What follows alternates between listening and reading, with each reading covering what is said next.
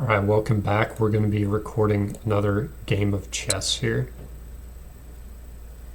So let's start a rapid match here.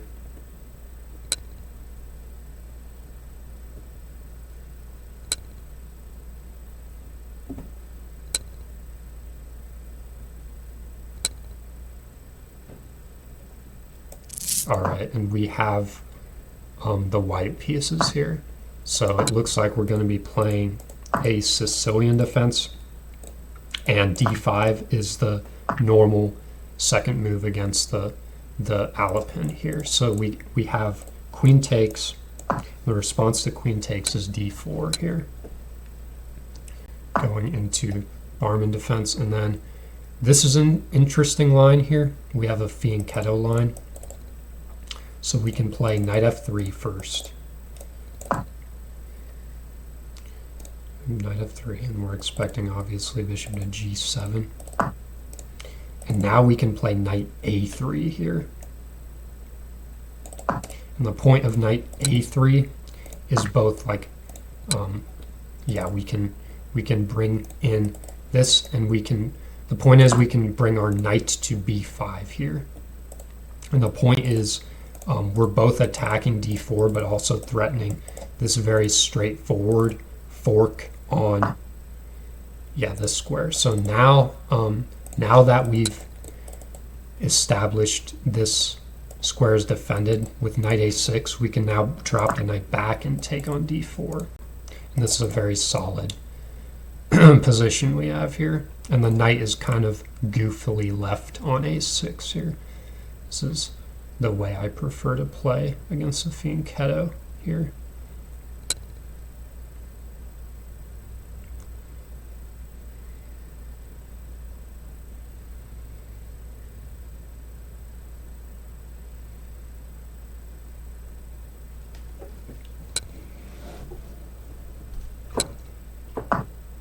All right, we have knight f6.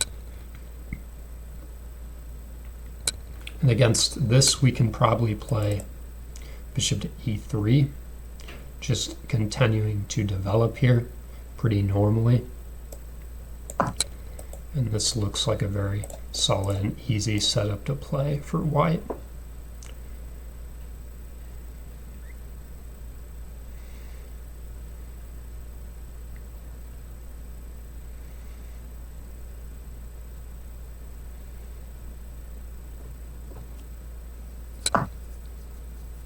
All right, we have knight to g5 here, or knight to g4, I mean. Kind of a weird move. I mean, obviously targeting the bishop here, but it's kind of ringing like alarm bells in my head, like maybe there's some tactics here to exploit. So let's see.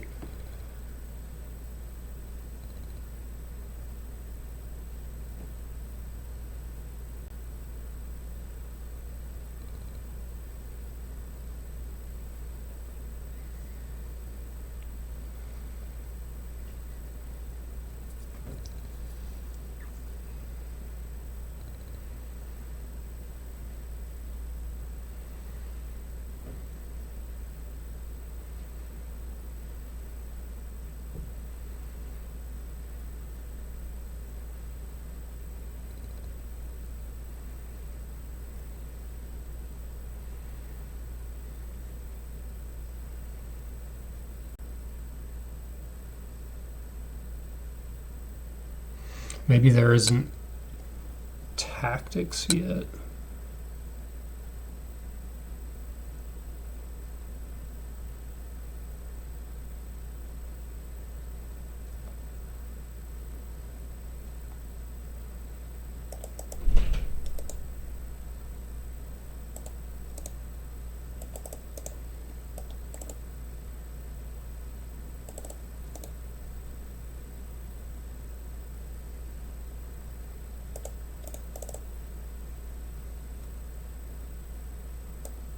I'm going to probably just continue normally with development because I'm trying to find tactics here. and I don't see any really.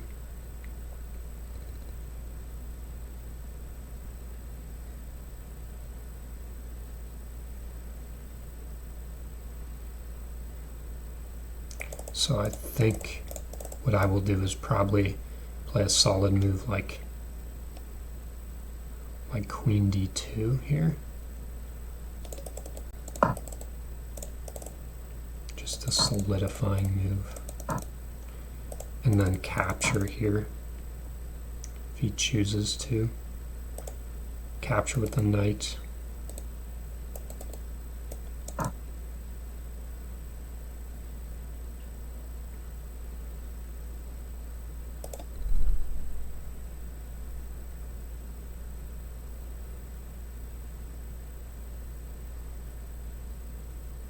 And it looks like our opponent may have been disconnected here. We will see. Maybe I did take too long with queen d2.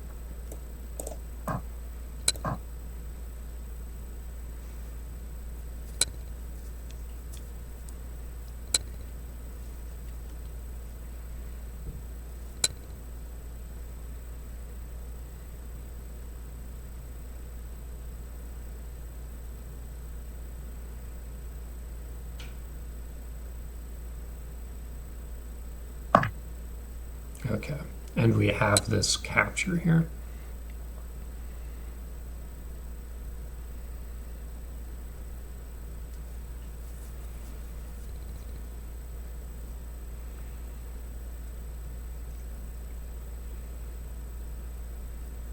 We probably expect our opponent to castle here. I'd be very surprised if they did not castle kingside on the next move. And obviously, well, maybe we would even be able to get away with taking the pawn if they castled, so maybe castling is not the best move, actually. Maybe he has to play something like this first. I think bishop b5 check looks kind of solid as a next move if his king is still in the center, and trading off the light squared bishops could be a way to go about this.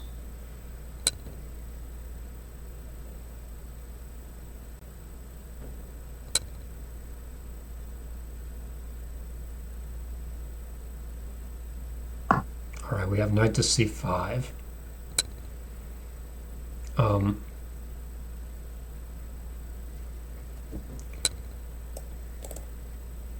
Let's actually develop our bishop with tempo here. I think is a solid way to go about this. And I think we can pretty handily just trade off these light square bishops. I think is a solid way to go about it. I don't think I should be afraid of like trading not on my own terms here. So I think we can trade. Now we're left with two knights versus bishop and knight. However, I believe my knights are very kind of well placed here. So we can castle now and get our king to safety and look to centralize the rest of our pieces here. Probably rook to d1. It looks very good. Rook f to d1, so we do not blunder this pawn here. And then these pawns do a kind of a nice job of blunting this diagonal here. So we have e6, kind of a solidifying move. I can continue probably with rook f to d1. I don't think there's anything wrong with that move. at this point. And in an endgame, if we're able to take this to an endgame, I think it's advantageous that we have a queenside pawn majority here over black. And that is something you'll typically see in the Alapin Sicilian defense specifically, is that this pawn chain here can be like pretty lethal in an endgame against black, because he has a kingside pawn majority, but we have the queenside, and the kings are on the king side to start with. So essentially, the side that your king is not on is probably the one you want to have the majority of your pawns on.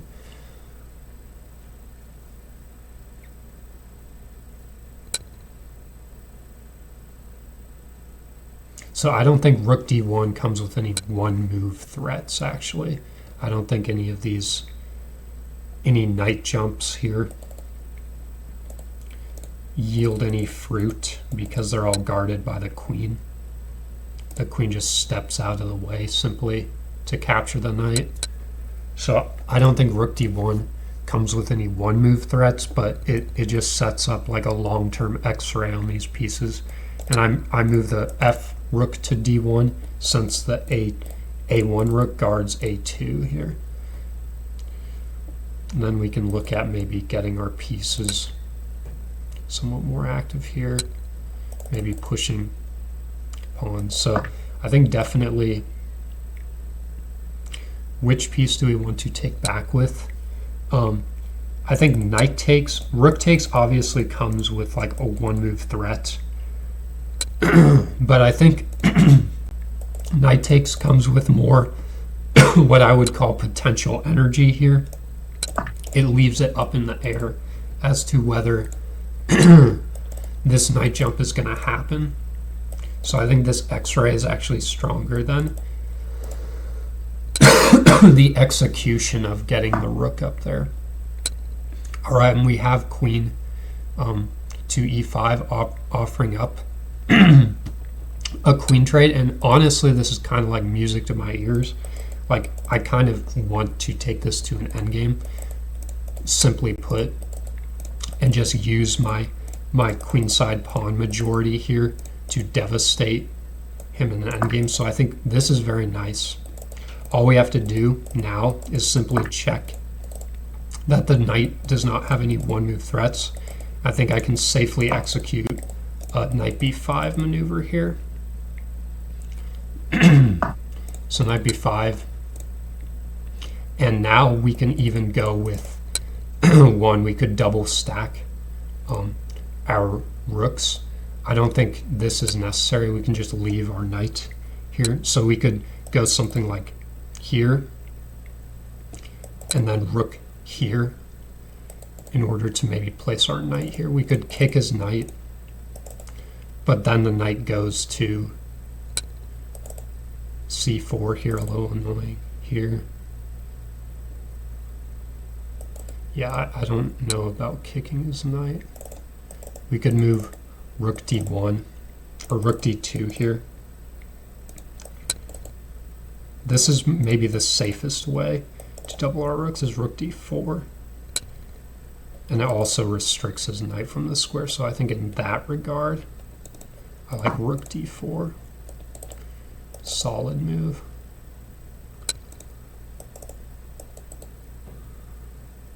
Here. And then we'll go rook a2, d1 here, trying to get control of this open file.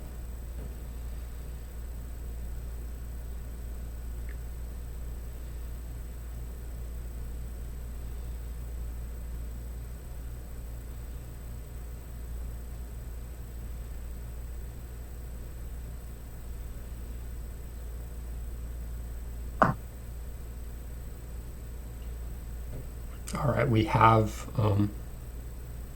a6, obviously kicking the knight.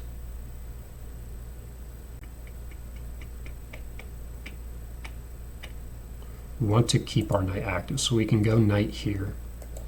And then obviously if our rook If a rook lands on d8, we can reinforce it with another rook. So knight here looks very active, and we have a one-move threat here. We could even take the pawn if a rook arrives on d8, because this rook is defended here. But I think the simplest way to play is probably reinforcing here.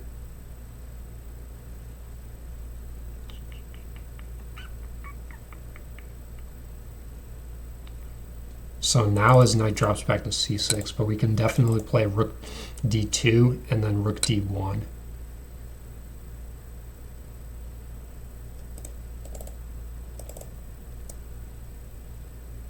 And his knight now is a little bit restricted. Rook d2 and rook d1. All right, so now we can claim this file kind of as our own here. Rook d1.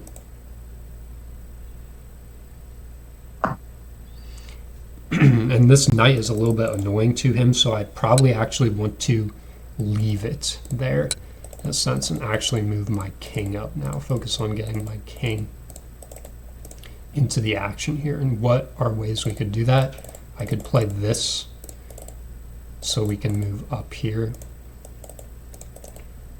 I think f3 is a pretty solid way, and it also creates like kind of a spot where our knight is defended here. So f3 looks decent.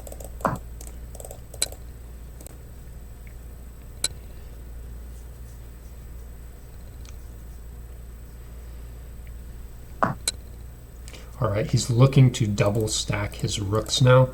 So I think now is a good time to actually drop our knight back. We could play this first even. King f2. But I think I like just dropping the knight back first. And after a rook exchange, then we move our king up here.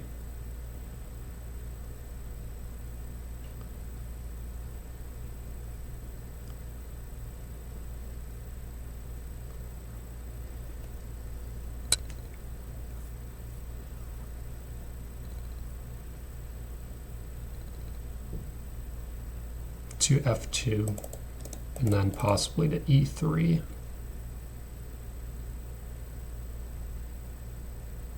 Depending on where his knight is, of course. So, all right, we have a push on the other side of the board. Let's move our king up here, activate our king, since it is an endgame. All right, and we have this push kicking our knight. So here, this might be a blunder. Let's keep our knight kind of creating tension here.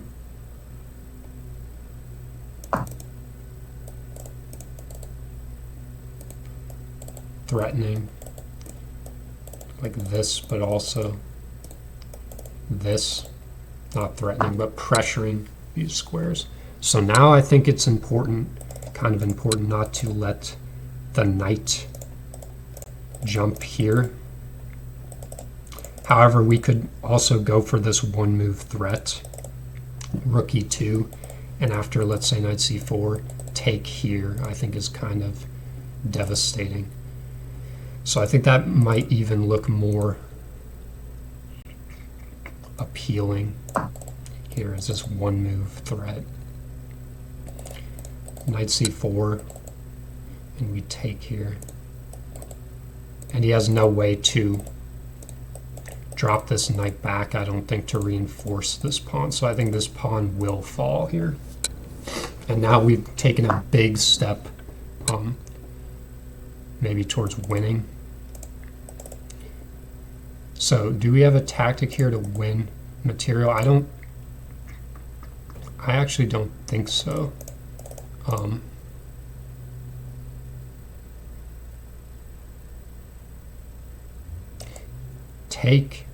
Take here, I think wins material.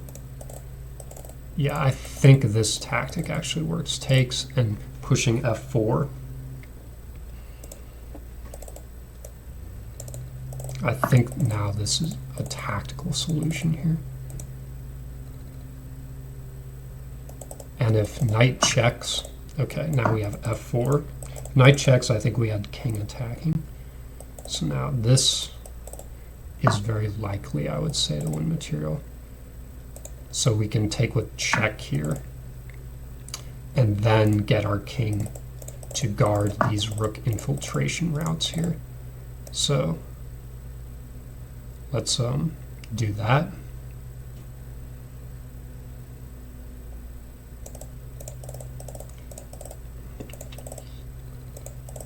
But likely this is going to be his next move here, so let's plan accordingly here.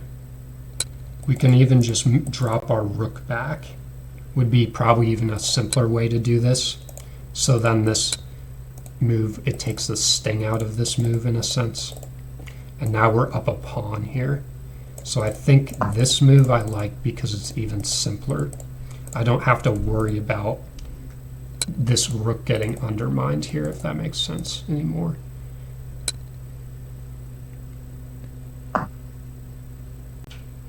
And then very simply, we are a pawn up here. Now we can move our rook, I guess, out of the way and get our king here to kick out the opposing rook. So rook c2. So we can open up a spot for our king to move to e2 here. I mean, king e2 is a very important move in like probably any game of chess, right? So we have the rook moves to the back rank here. And I think there are ways we can defend all of our pawns here. So let's create a pawn chain here first. And then something like here, rook h8 will reveal the purpose of creating this is so that we only have this pawn on the back rank, and then we can attack with actually our king here, move it to the side where we have majority.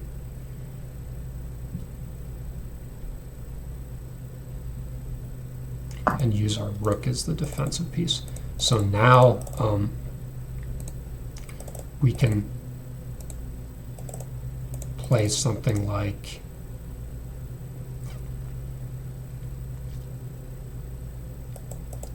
here and just attack with our king as we have planned before. So something like rook checks, now our king infiltrates on this side of the board. Okay, so now we can look to trade rooks and use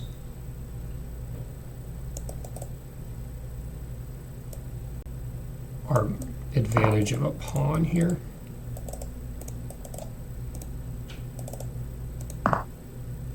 Okay, good. So our opponent doesn't trade.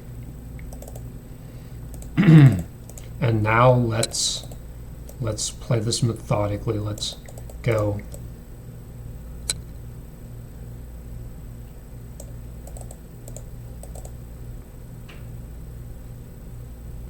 Let's actually go infiltrate with our rook here. And attack these pawns from a back rank here. So yeah, let's drop our rook back here. This square probably where I wanted to be in the first place. e5.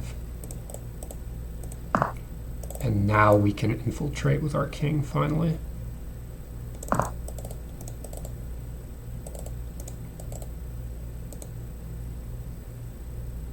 And a rook check, we block with a rook simply to not allow any rook infiltrations here on our second rank. Because if we move our king, it becomes more complex here when his rook gets down to the second file here.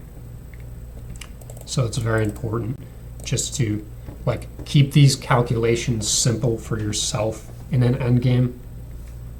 Don't let your opponent have any like unnecessary, I guess, counterplay here.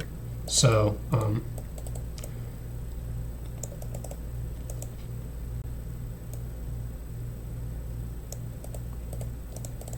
we can actually probably go up here.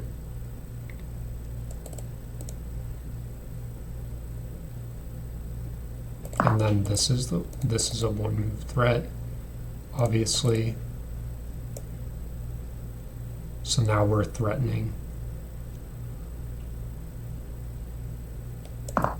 pawns here. We're targeting pawns.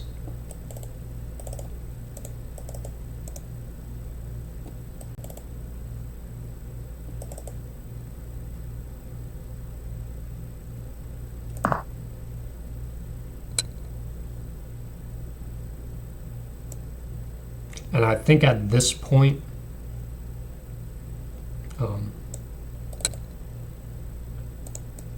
yeah, we can now, we don't care if his rook gets to our second rank anymore, because, yeah, because our pawn majority here is too powerful to even be stopped. So now we can start pushing pawns here.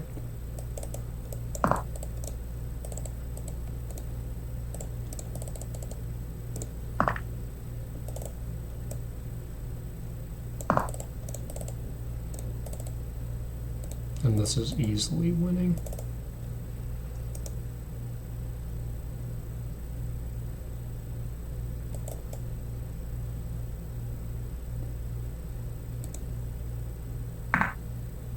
Okay, now we drop back our king.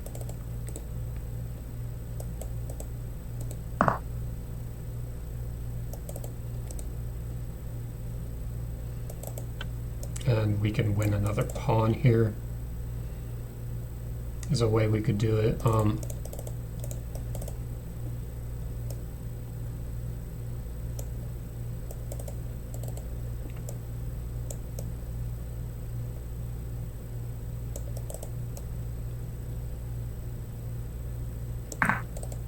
Let's shoulder his king in a sense.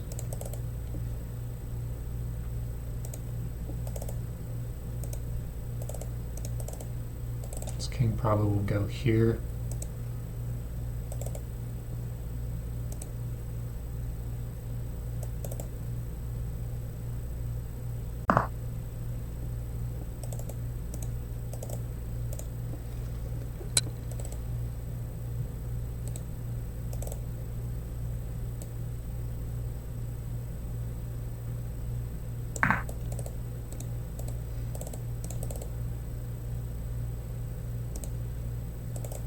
Keep this all very simple. His king probably will go up there, and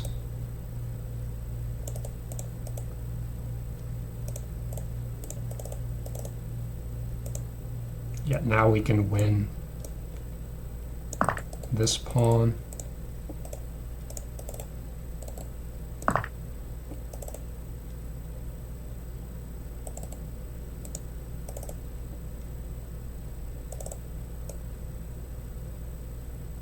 Save this pawn. And this rook does a very nice job of cutting off his king and guarding our g3 pawn. So now we roll this pawn forward, right? Since we have now taken opposition with the king.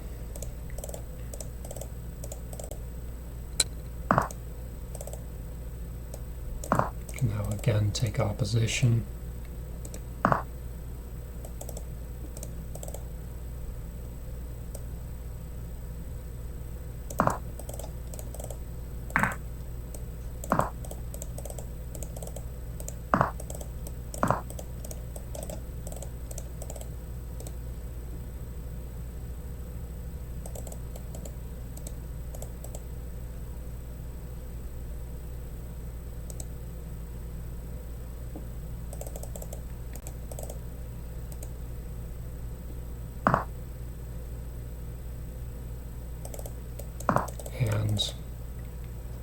go here.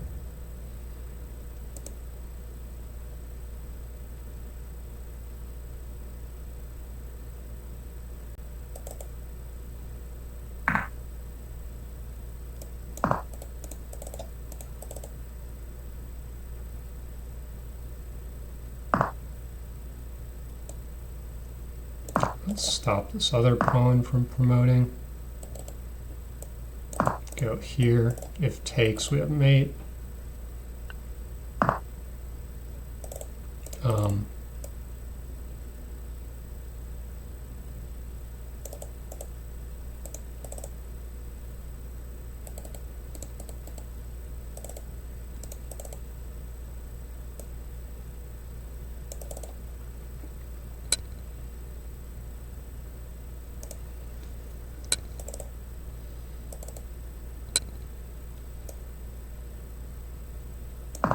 Let's go here. Check here.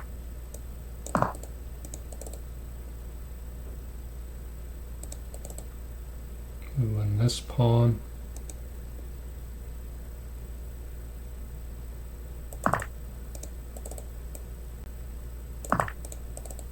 And now we have another passed pawn we can use here.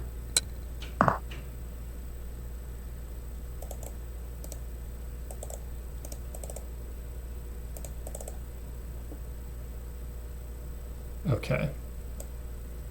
And I'm gonna just keep this simple here.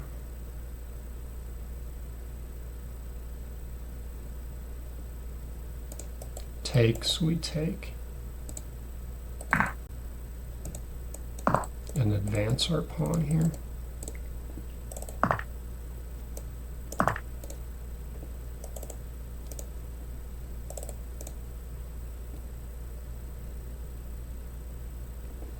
And then use our rook to cut off his king from this direction. Take this pawn. And we are up one pawn in the endgame. All right, let's use this rook to cut off his king here and promote our pawn.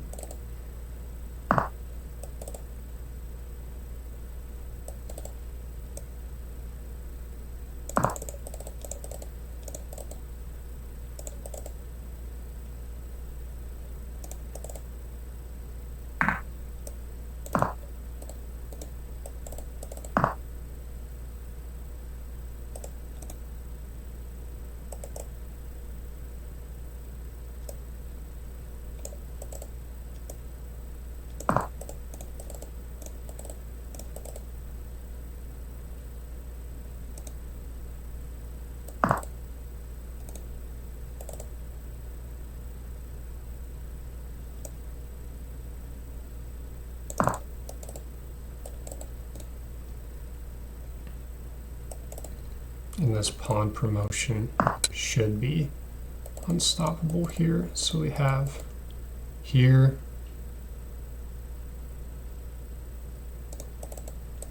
let's just go here.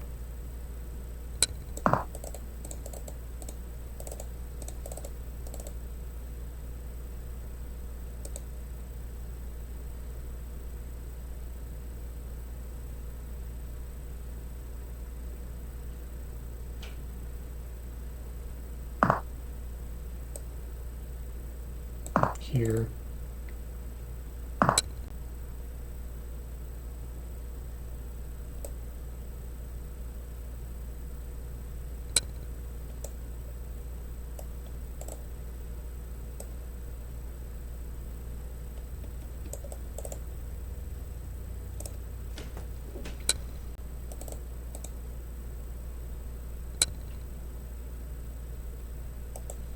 And let's make, I guess, a bridge. So, okay, yeah, this is called making a bridge. So I think, go here, here first, and then we're going to do what is called like a rotation here. and then block with the rook. So yeah, so here we can now play something like this.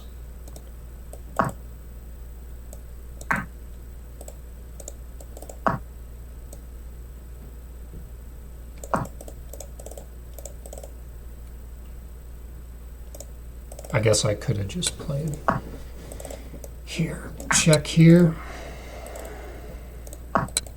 and then we make a bridge this way. So I will show you what that means. So after this check, we go here. After this check, we go here.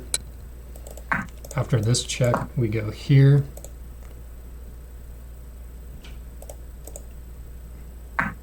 This check, we block with the rook.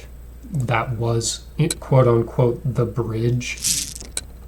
And that's called the Lucena position, making a bridge there. After you get the king away from your pawn, a little bit complicated, probably overly complicated endgame there. But I'm sure there was a simpler way at some point in the game to win, but let's analyze the game. So that was a good Alapin game taken to an endgame there. So let's go into game review here, game analysis, and see what we got here. So we got e4, c5, c3, the Alapin Sicilian defense, and then d5 is one of the book moves against the Alapin. So the response is taking, and then after queen takes, d4 here, trying to exert like maximum central control here. And g6 is like a valid line, I guess, against the Alapin. I like knight f3 here, bishop to g7, and then knight a3. And the point of knight a3 is to target the d4 square, but also because you have the threat of forking here. So it is plausible that maybe someone could even miss this threat after knight b5. So knight b5 here is the method to win back this pawn. So after knight a6, essentially the only move to defend here, knight b takes d4, and then knight f6, and we have like, I played bishop e3. But I guess bishop b5 check is a little bit more optimal here. Not too studied on this variation of the Alapin. Knight to g4, and I chose just to play queen d2. Yeah, it probably wasn't too wise to give up the bishop pair here. So knight c5, bishop b5 check is what I played, and just traded off the bishops so that I would have these knights against the knight and bishop. But also what I'm most like betting on is that it's going to go into an endgame where I like my pawn structure better than my opponent. So castles, e6, and now we have rook f to d1 is what I played here, so I'm not blundering the a2 pawn. And after this, I guess rook takes was a lot stronger, is what it's saying. Why is that? Queen f5, rook a to d1, because we can immediately double up these rooks, I guess is something I overlooked. But knight takes, yeah, queen to e5, and now I think I exchanged and took this into an endgame. So yeah, knight b5. This endgame, I guess, is technically equal, but I think for a human it's kind of harder to play where an endgame in the Alapin where the white pieces have a queenside pawn majority. So yeah, a6, knight d6, knight c6, rook d2, b5, and then rook to d1 here. f3 in order to get my king out, and then knight back to e4 here. Rook takes, and I think h5 was probably a little bit of an inaccuracy. Knight c5, and now rook e2 was like a critical tactic, I guess, that I'd play. So I took on e6, knight takes, and chose to go at this tactically. f4, rook takes, and then rook e2. It's probably the simplest move I found, just dropping back the rook. And then the point of rook c2 is to create like luft for your king to move over here. So yeah, g3 just solidifying. King is now moving up. The rook exchange is offered, and now this is a winning endgame. So the rook infiltrates here, and then it drops back to the square that I wanted it to be on. King d4, king d5, and rook back to b6, yeah. And at this point, it doesn't even matter that the rook is on the back rank here, because we have so many pass pawns here that are going to be far more advanced than our opponent.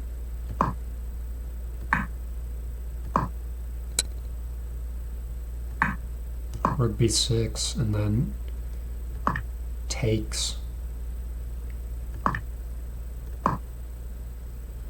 a4, saving the pawn. Rook b4 check.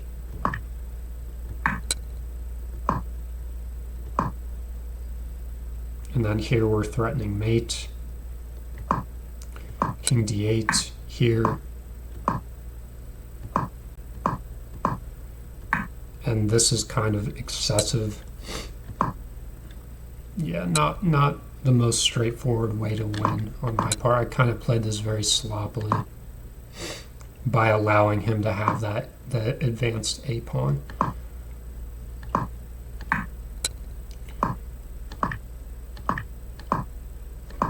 But I think here is where some of the mistakes happen, because I was allowed to block with f5, take this pawn, and now cut off his king. And now we have what's called very interesting position after this move, which is called the Lucena position, I believe. And the move here, which you can use to win, is called building a bridge, which is basically where your rook arrives on the e file. And the point is, you're both cutting off the king, but you're also going to drop your king back in a manner such as like this to block with the rook, so he can't deliver any more checks. So like here, I should have just gone d4 check. Was simpler, but I drop back to e4 here, repeat the position, and now rook to d4 check. And now the king is shouldered away, and our rook is on the fourth rank here. So now it is time to actually walk the king back to the bridge. So king e7, the rook checks, the king moves to the sixth rank, the rook checks again, and importantly, we do not move up yet because we'd be blundering the pawn. We move to e6 here, guarding the pawn still. And now after the next check, we can move back to the fifth rank because our rook will be allowed to cover here on the fourth rank here. So after rook takes, rook, king takes, king moves, and we promote. And that is the end of the end game there. So I hope that was somewhat instructive in the last position there. Just like building a bridge was a neat little tactic that won the game. And hopefully you enjoyed seeing the Alapin opening in action. I'll see you in the next video.